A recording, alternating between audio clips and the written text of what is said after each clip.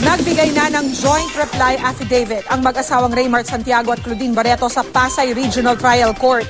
Bahagya pang nagkatensyon sa hearing dahil nabastos umano si Claudine ng isang babae mula sa kampo ni Montulfo. Yan ang chika ni Kata Tibayan. Dumating sa tanggapan ng Pasay City Prosecutor's Office ang mag-asawang Claudine at Raymart Santiago. Wala ang broadcaster columnist si Ramon Tulfo at tanging legal counsel niya na si Attorney Ovito Barte ang humarap sa piskalya.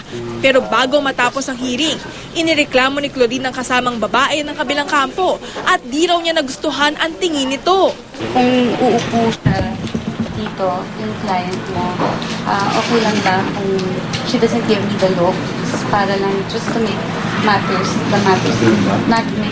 worse lang.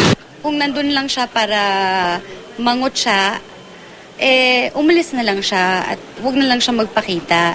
Hindi kami nandito para makipag-away, nandito kami para ayusin yung mga dapat ayusin at sana masettle na to for peace. Sinubukan namin kunan ng pahayag ang babaeng tinutukoy ni Claudine. Ay, hindi po ako taga-showbiz and I am very private person. If I'll stare at that wall and say something and stare, hindi ko alam kung anong gusto niya sabihin. Samantala, sa joint reply affidavit ni Claudine at Raymart, hiniling nila na masumpi ng writer na si Patricia Evangelista dahil sa lumabas itong artikulo sa news website na Rappler hinggil sa insidente para suportahan ang kanilang kaso. Bagay na tinutulan ng kampo ni Tulfo. Wala siyang liability tapos hindi raw innate sa kanya maging violente. Dito sa reply affidavit natin, pinapakita natin na talagang violente siya. And in fact, inamin niya yon sa mga interviews niya sa Rappler.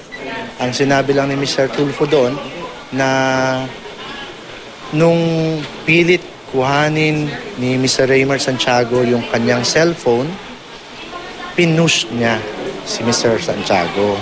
So, iba yon sa sinasabi nila na inopen fist punch. Katatibay ng tutok 24 oras.